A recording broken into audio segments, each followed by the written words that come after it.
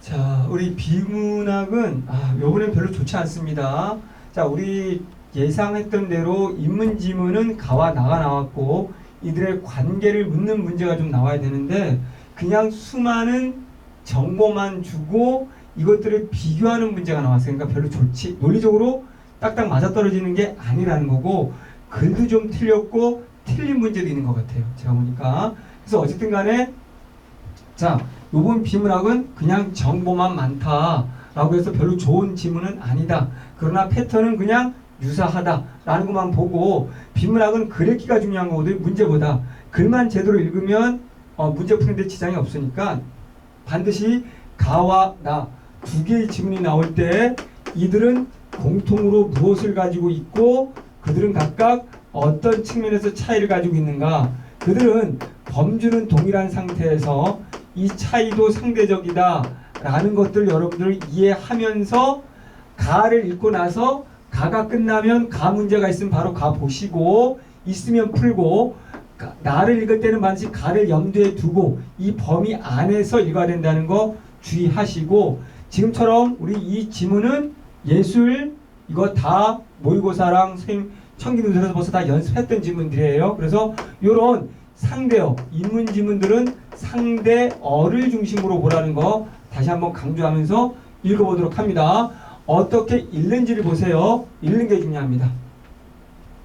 미학은 예술과 미적 경험에 관한 개념과 이론에 대해 논의하는 철학의 한 분야로서 미학의 문제들 가운데 하나가 바로 예술의 정의에 대한 문제다. 문제를 제기했는데 그 문제가 바로 뭐냐면 예술을 어떻게 정의하니? 라는 거에 대한 문제다. 그러면 앞으로 나올 내용이 뭐다? 예술의 정의에 관한 문제를 제기하고 있네. 이렇게 되는 거죠. 예술이 그러면 이제 어떻게 정의하는지가 나오겠죠. 예술이 자연에 대한 모방이라는 아리스토텔레스의 말에서 비롯된 모방론은, 그럼 예술이 뭔데? 모방이야. 그러면 첫 번째, 이제 미학에서 예술의 정의 어떻게 정의할 거니?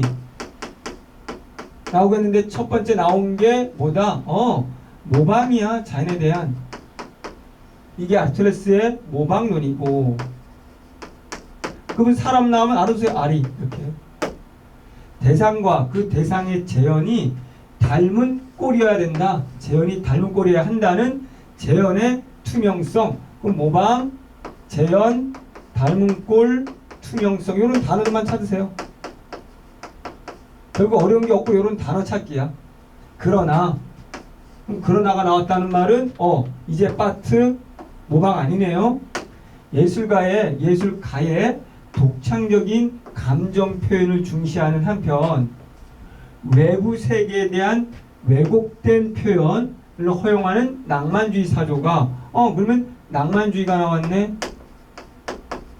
그럼 낭만주의는 뭔데? 낭만주의는 바로 뭐다? 독창적인 감정, 특히 외부 세계의 왜곡이라는 말은 앞에 거의 파트죠.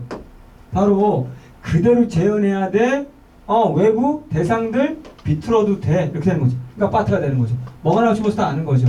그러니까 초점이 이 대상에 대해서만 초점을 뒀지만, 대상은 안 중요해. 대상은 비틀어도 되고 중요한 건 그걸 그리는 이 작가의 감정이 중요하지. 대상이냐 작가냐에서 여기는 작가의 초점을 둔 거죠. 대상은 대충 해도 된다는 거죠. 이렇게 논리 구조가 보여야 되는 거야. 이게 모방론은 많이 쇠퇴했고 이제 모방을 필수 조건으로 삼지 않는 낭만주의 예술가의 작품을 예술로 인정해 줄 수 있는 새로운 이론이 필요했다. 그러면 이제 초점은 이제 얘네들 요 낭만주의 왜곡해도 되고 감정이 중요해 라는 걸 뒷받침하는 예술 사조들이 나온다는 거지. 이론들이. 그럼 앞으로 이제 나오는 이론들은 범위가 정해진 거야. 이 이론들은 이거를 뒷받침하는 거로 나온다는 거지. 그러면 이거와 같은 범위 속에서 움직이겠지. 됐죠? 그럼 이제 뭐가 나올지 벌써 다시 한번 서론에서 기준을 잡고 움직여라. 그러면 전체 맥락은 가와 나의 공통 범주는 예술의 정의구나. 그러면 나에도 예술의 정의가 나올 것이다. 근데 가에서 예술의 정의의 핵심은 이쪽 파트다. 그렇다면 나에서의 예술의 정의는 과연 어떤 것인가? 라는 것이 두 개가 비교대조해야 되는 거죠. 이해됐죠? 논리로 읽으세요. 논리로. 자, 체인호 강의는 무조건 글쓰기 논리. 글은 이렇게 쓰여졌으면 다음에는 이렇게 쓰여진다라는 걸 서로만 보고도 예측이 돼야 되는 거예요. 문장을 따라가거나 한 문장 한 문장이 논리라는 얘기로 따지면 시간이 오래 걸리고 아무것도 못해요. 벌써 몇 단어 봐도 다음엔 이거니까 우리 예측했잖아요. 파트 아닌 거라고 바로 나오는 거죠. 그 다음에 내용들은 이 범위 안에서 그러면 동일선상에서 움직이는 동일어의 반복이라고 보면 되겠죠. 이런 식으로. 예측하면서 읽고 첫 단락 잘 보고 첫 단락에서 범위를 잡으십시오. 매 첫 문장. 그러면 20세기 초에 초 나왔네요. 초가 나오면 중반이 나온다는 거 후반. 콜링 우드는 사람 나왔네요. 진지한 관념이나 감정과 같은 예술가의 마음을 예술의 조건으로 규정하는 표현. 됐네요. 보세요. 왜? 이거 나올 줄 알았죠? 매 단락의 첫 문장을 보란 말이에요. 무슨 소리냐? 자, 20세기 초 우리 콜링 우드 얘 낭만주의하고 같아야 돼. 근데 낭만주의 앞에 대상, 왜곡, 그리고 감정이었잖아요. 그대로 관념이나 감정을 중시하잖아요. 그래서 콜링 우드는 감정을 중시하는 표현론이라는 걸 만들었다는 거죠. 됐죠? 그 범위 안에 있는 거죠. 자, 그에 따르면 진정한 예술작품은 물리적 소재를 통해 구성될 필요가 없는 정신적 대상. 그러니까 물리적 소재라는 것은 외부죠. 외부 대상들 이런 거 필요 없는 정신적인 측면이다. 동의어죠. 이제 감정, 관념, 정신 이걸 표현하는 거다. 이걸 표현하는데 외부적인 대상이 왜 필요해? 이 말은 야 외부 대상 있어도 되고 없어도 되고 있다고 해서 모방할 필요도 없어. 비틀어도 되고 이런 얘기잖아요. 계속 같은 말 반복이죠. 지금 벌써 예측이 돼야 돼. 똑같은 말이라는 거 또한 and죠. 이와 비슷한 시기에 외부 세계나 작가의 내면 보다 이번엔 반대네요. 보다니까 작품 자체의 고유 형식을 중시하는 형식론도 발전해. 그러면 둘의 차이를 이해해야 되는 거예요. 야 콜링 우드가 있었는데 이거와 반대에 있는데 형식론이라는 애가 있는데 이제 반대야. 그럼 뭐야? 이것도 아니야. 그러면 정신도 아니고 이것도 아니야. 외부 대상도 아니야. 그럼 뭐야? 작품 자체야. 작품 자체의 형식이 중요해. 이게 형식론이네.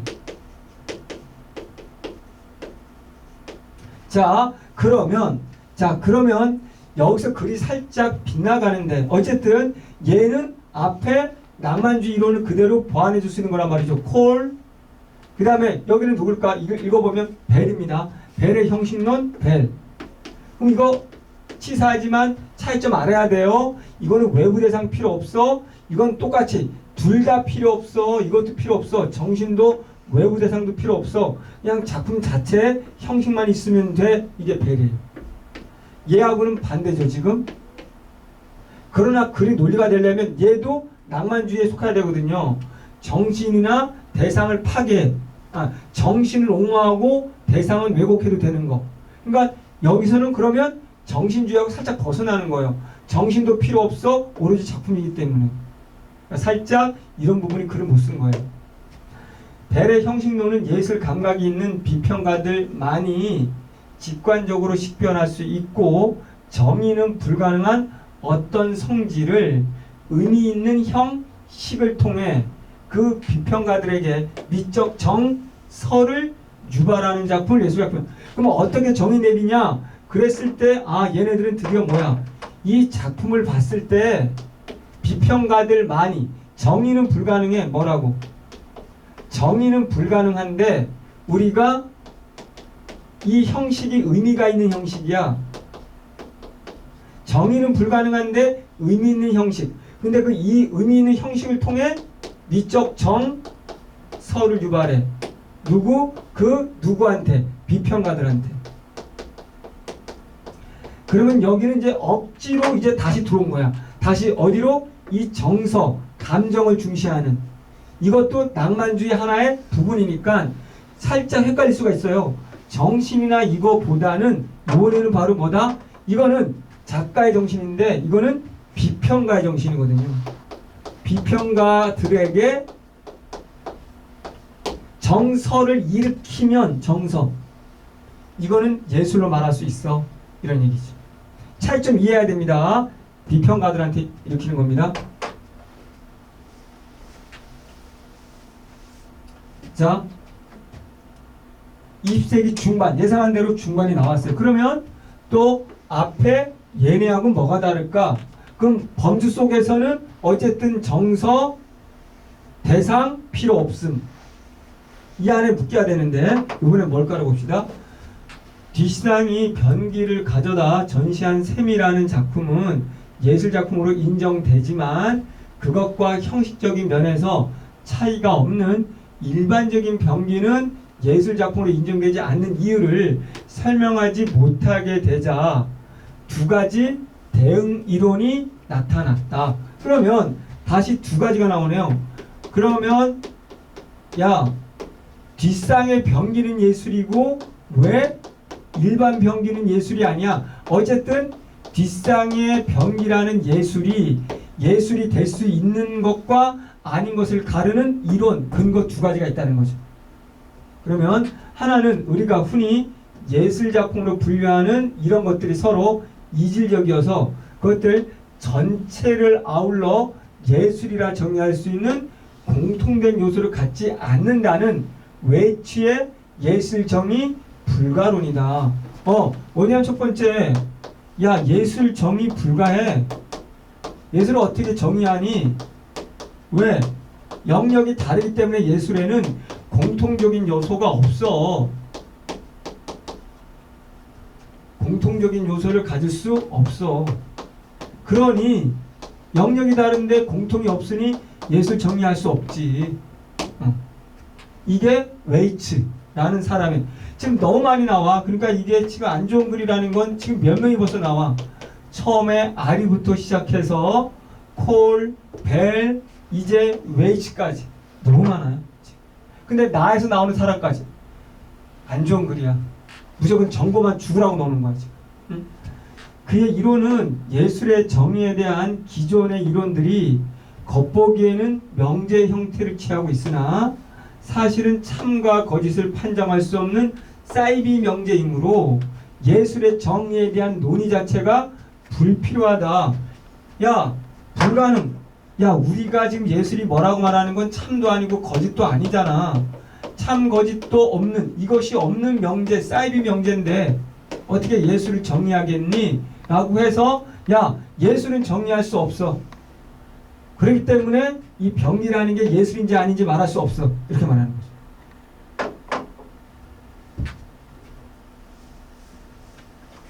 정리 안 해놓은 친구들은 시간 많이 걸렸을 겁니다. 우리는 분명히 연습하라고 그래서 2개 가나 제시문 나올 때 정리하면서 가라고. 다른 하나는 예술계라는 어떤 사회 제도에 속하는 한 사람 또는 여러 사람에 의해 감상의 후보 자격을 수여받은 인공물을 예술작품으로 규정하는 디키의 제도론이다. 그럼 두 번째는 제도론. 제도론이라는 것은 어쨌든 사람은 또 나와. 디키. 둘의 차이점. 벌써 몇 개야. 읽기 싫죠. 수능 이렇게 나오지 않습니다. 너무 수능과 거리가 멉니다. 뭔가 사람들이 다 나오잖아요. 큰 틀에서 2-3개만 비교했어야 되거든. 자, 디키인데 여기에 어떤 거? 여러 한 사람에 의해서 후보로 오르면 되는 거야. 감상 후보 자격을 얻은 인공물이야. 자, 하나의 작품이 어떤 특정한 기준에서 훌륭함으로 예술 작품으로 볼 수 있다는 평가적 이론들과 달리 디키의 견해는 일정한 절차와 관리를 거치기만 하면 모두 예술 작품이야. 그러니까 얘는 제대로는 야 절차만 갖추면 돼. 관례만 갖추면 돼. 그럼 어떤 것도 다 예술이 될 수 있어. 정반대죠. 야, 예술 정의 안 돼. 뭐 모든 게 다 예술 될 수 있어. 절차만 갖추면. 자, 예술의 정의와 관련된 이 논의들은 예술을 분류할 수 있는 작품들의 공통된 본질을 찾는 시도이자 예술의 필요 충분 조건을 찾는 시도다. 이것들이었다. 그래서 가에서만 해도 벌써 아르텔레스, 콜, 벨, 웨이츠, 디키라는 5명이 나왔어요. 그래서 글은 잘 못 썼고 너무 지저분하고 전체 맥락은 갑자기 이게 나온 것도 마찬가지로 전체 맥락의 낭만주의인데 바로 감정과 정신, 외부 대상의 왜곡인데 이건 갑자기 뭐에 속해야 될까 과연? 예술의 정의라는 큰 틀에서는 우리가 그래 예술의 정의는 어떻게 하는지는 범위에 들어올 수 있지만 서론의 끝부분인 뭐 낭만주의 영역에 가지고는 이걸 어떻게 해야 되는 건가? 그대로 베끼지 않았기, 모방하지 않았기 때문에 그냥 낭만주의로 가야 되는 건가? 이건 조금 그냥 예술 정의 파트인지 모르겠지만 낭만주의하고 연결된 건 조금 아니다라는 느낌이 들어요. 지금 6구 글을 너무 못 쓰고 있습니다. 저는 지금 글 쓰는 사람의 입장에서 좀 답답합니다. 그럼 이제 나를 이거와 연관지어 생각해 봅시다. 예술 작품을 어떻게 감상하고 비평해야 하는지에 대해 다양한 논의들이 있다. 요번에는 예술 작품을 감상, 비평 하는 거에 대한 어떻게죠? 다양한 논의들이 있다. 여러 개가 있다는 거죠. 그러면 이제 예술을 감상하고 비평하는데 그 how 이게 다양하다. 그럼 전체 맥락이 예술에 대한 정의인데 이거가 연관이 있나? 봐야죠. 예술 작품의 의미와 가치에 대한 해석과 판단은 작품을 비평하는 목적과 태도에 따라 달라진다. 그러면 앞으로 이걸 어떻게 하느냐를 결정하는 것은 목적, 감상하는 목적, 태도에 따라 달라진다. 그러면 명확하게 어떤 목적일 때는 어떤 감상, 어떤 비평, 어떤 이런 게 나와야 되는데 글이 또 그렇게 논리를 쓰이지 못했어요. 이번 6구 출제하는 분들이 글쓰기를 좀 무시하는 것 같아요. 예술 작품에 대한 주요 비평 방법으로는 맥락 1, 형식 2, 여기 3. 앞에서도 5명 나왔는데 이제 여기에 3명 나와야 돼. 총 8개야. 이거 우리가 어떻게 하라고? 이걸 글이라고 시험지를 냈으니까 참 짜증이 나죠. 이거는 맥락. 이거는 평가원에 글 올리세요. 이딴 식으로 글 쓰지 말라고. 지금 코로나 때문에 짜증나 죽겠는데 짜증나는 글을 내고 8개를 비교하라는 게 말이 됩니까 이거? 그러면 FM대로 정확히 쓰려면은 맥락주의는 어떤 목적과 목적으로 감상 비평하기 때문에 어떤 태도를 취한다. 얘는 어떤 목적 이렇게 나와야 되는 거죠. 제대로 써야 되는지 봅시다. 믿을 수가 없어요. 맥락주의의 비평은 기억입니다. 주로 예술작품이 창작된 사회의 역사적 배경에 관심을 갖는다.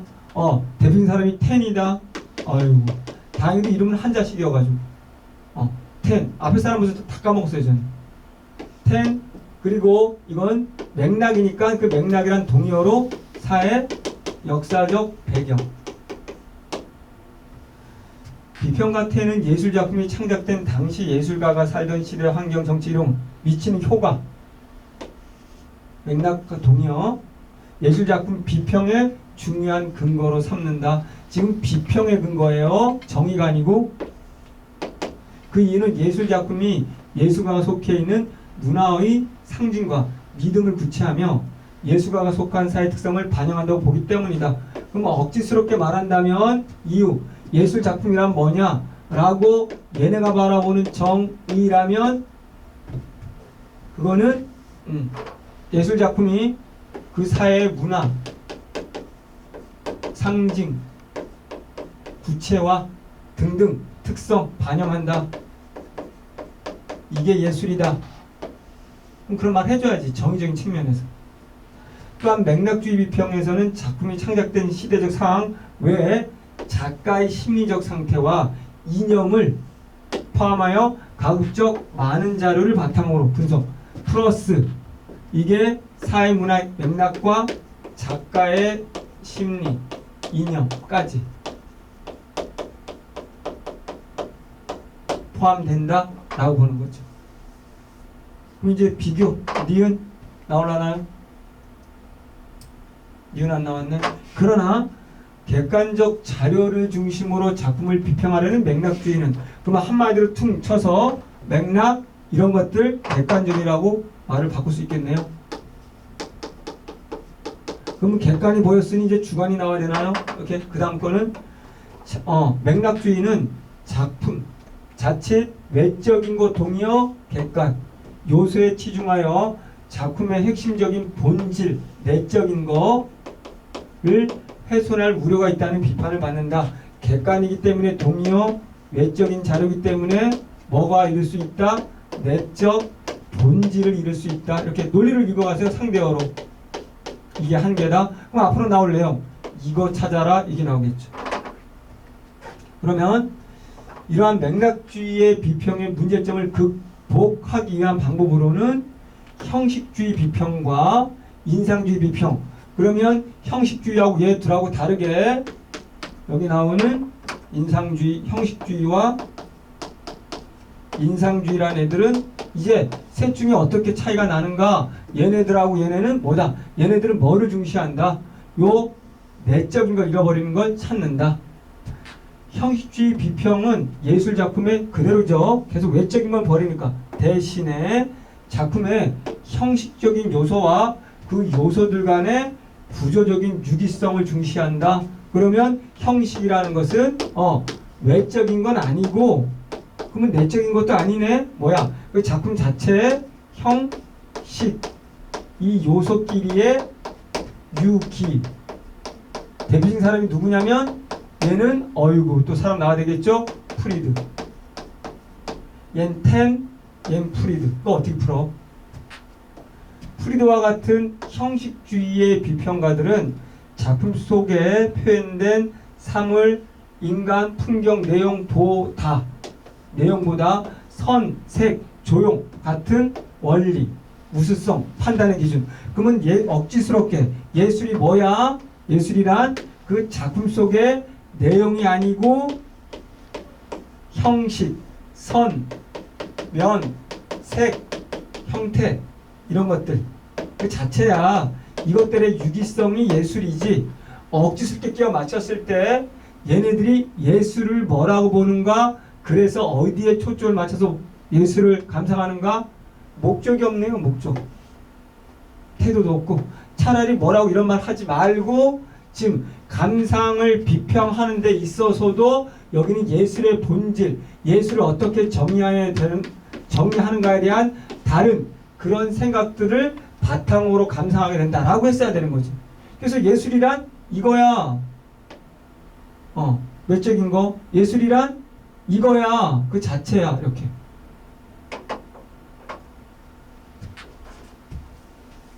내용이 지금 너무 많아가지고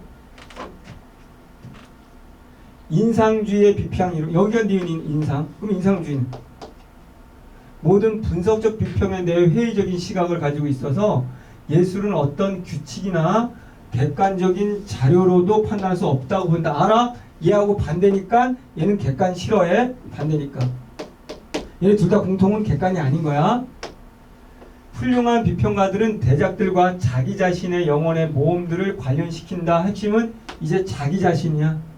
비평가 프랑스의 말처럼 얘는 프랑스야. 인상주의의 비평은 비평가가 다른 저명한 비평가의 관점과 상관없이 이거 차이점 헷갈리면 안 돼. 내 그냥 비평가인데 다른 저명한 비평가하고 상관없어. 내가 비평가가 되는 거야. 상관없이 자신의 생각과 느낌에 대하여 자율성과 창의성을 가지고 비평하는 것이다. 인상주의는 저명한 비평가 필요 없어. 나머지 형식 이런 것도 아니야. 그냥 뭐야? 오로지 자신의 생각과 느낌이야. 비평가의 생각과 느낌. 차이점 이해해야 돼. 여기는 작가의 작가의 심리야. 잘 봐. 작가의 심리까지 반영해 역사 배경과 더불어. 여기는 작가 버려, 배경 버려, 형식만 보면 돼. 여기는 뭐 작가도 버려, 배경도 버려, 감상하는, 비평하는 사람의 생각일 뿐이야. 느낌일 뿐이야. 세 개 차이가 눈에 들어와야 돼. 즉 인상주의 비평가는 작가의 의도나 그대로 작가 버려. 그 밖에 외적인 요인들 버려. 작가 버려. 외적인 거 버려. 고려할 필요 없이 비평가의 자유의지로 무한대의 상상력을 가지고 하라라는 거예요. 그래서 이 셋의 또 차이가 명확하게 보여야 됩니다. 얘는 프리드, 얘는 프랑스. 어우 헷갈려. 총 8명. 자, 정신없는 문제였고요. 봅니다. 이 문제가 답이 4번이라고 하는데 문제가 있어요. 화제와 관련된 관점의 문제점을 제시하고, 그러면 가는 됩니다. 가는 여기에 관점의 문제를 예술의 정의를 제기하고 그 정의 어떻게 할 것이니 라고 했단 말이죠. 그러면 대안적인 관점을 소개하고 있다. 화제와 관련된 관점, 가나의 공통점이란 말이죠. 그러면 억지스럽게만 간다면, 자, 가에서는 예술을 뭐로 정의하니? 이 관점이 갖고 있는 문제점들, 여기에 낭만주의인데, 낭만주의 중에서도 다시 예를 들어서 가에서 이것만 중시한다면, 가에서 콜링우드, 그럼 콜링우드를 다시 벨 다시 뒷상 이렇게 나온단 말이에요. 그럼 뭐냐면 억지로 맞게 간다면 예술의 정의에 관해서 처음에는 누구? 아리스토텔레스. 그 다음에 문제가 있어? 낭만주의. 이것도 문제가 있어? 벨. 이게 문제가 있어? 뒷상 이렇게 되는 거죠. 그러면 나에서도 억지스럽게 예술 어떻게 비평해? 예술 비평 처음에는 맥락으로 해.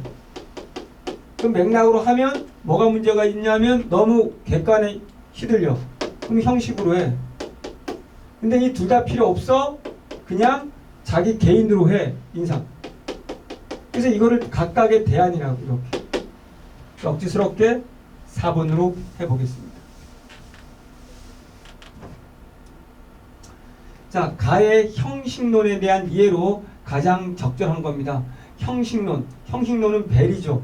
그러면 바로 문제를 풀었으면 좋은데, 제가 이 문제 지문에 화가 나서 벨의 형식론은 작가의 내면보다 작품 자체의 고유 형식인데, 이게 비평가들의 미적 정서를 유발하는 형식이면 되는 거예요. 그래서 답이 언제나 이렇게 문제를 풀 때는 이 안에 답이 있거든요. 이 단락 안에. 그럼 사실 끝나고 바로 갔어야 되는 거야.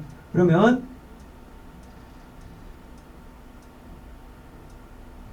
여기서 형식론, 미적 정서를 유발할 수 있는 어떤 성질 됐죠? 그럼 답은 1번으로 가겠습니다. 22번 가에 등장하는 이론가와 예술가의 상대의 견해. 작품을 평가할 수 있는 말로 적절한 것은 모방론자가 가에 등장하는 이론가 예술가입니다. 그러면 등장하는 이론가와 예술가들이 상대의 견해, 모방론자가 아리스토텔레스겠죠.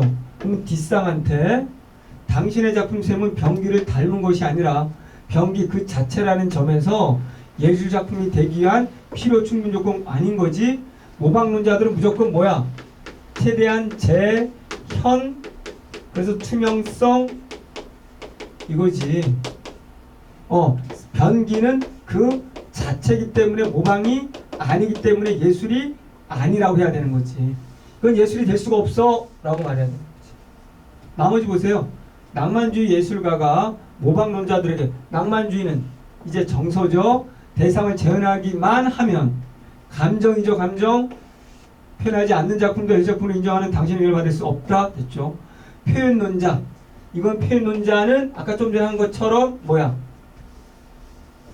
감정, 미적정 형식에서 낭만주의 예술가에게 당신의 작품 예술가의 마음을 표현했으니 대상을 있는 그대로 표현하지 않았더라도 예술작품일 수 있습니다. 그렇지? 표현론자들은 낭만주의를 옹호해야 되는 거잖아. 낭만주의를 뒷받침하는 게 바로 이제 표현론자 뭐 등등이 되는 거지. 중요한 건 뭐 마음을 표현했으니 표현론자가 보세요. 제도론이고 콜링우드, 형식론, 그리고 표현론자들은 어딨나요? 표현론자들, 형식, 인상, 맥락. 디키는 제도론이고, 그렇죠? 그럼 여기에 맥락주의, 표현론을 제가 못 찾고 있네요. 콜링우드가 표현론, 감정이나 같은 예술가의 마음을 조건으로 혹시 표현론, 미안합니다. 이렇게 많아가지고 감정을 표현했으니 됐죠?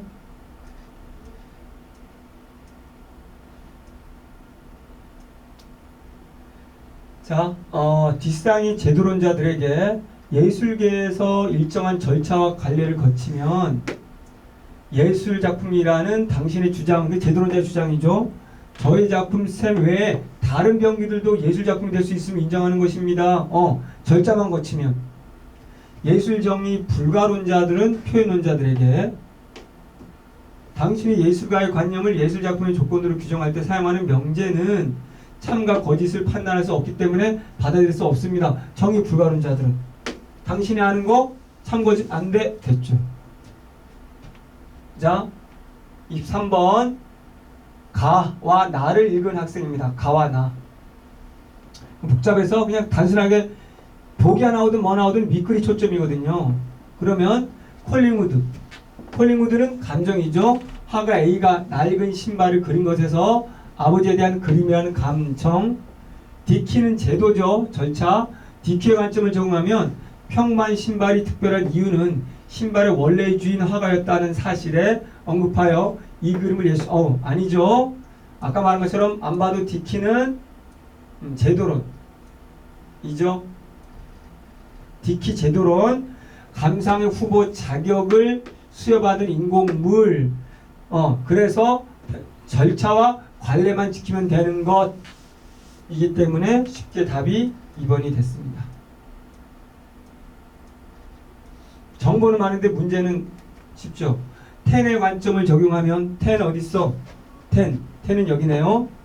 이 낡은 신발은 화가 A가 추구한 예술가 정신의 상징음을 작가의 심리, 이념, 정신, 상징 이런 것들을 상징적으로 문화 상징. 프리드의 관점을 적용하면 따뜻한 계열의 색들을 유기적으로 구성한 점에서 색, 프리드, 선, 연, 색, 형태 이런 것 자체. 프랑스의 관점을 적용하면 그림 속에 낡고 색이 바른 신발을 보고 지친 나의 삶에서 나의 생각, 자신의 생각과 느낌. 그렇죠? 24번 기억의 맥락주의와 비인상주의. 적절하지 않은 겁니다. 맥락주의와 그럼 여기에 맥락주의와 인상주의로 가면 됩니다. 그러면 문제가 보기에 A는 맥락주의, 이거는 기억 맥락주의고 이거 니은은 인상주의입니다.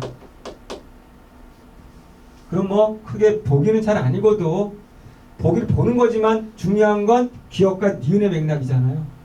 그러면 자 A에서 37년에 게르니카에 발생한 사건을 언급한 것은 역사 정보에 속됐네요. 그대로 A가 기억이니까 A에서 비극적 참상을 전 세계에 고발하였다고 서술한 것은 작품이 사회에 미치는 효과, 사회에 미치는 영향 됐죠? 기억.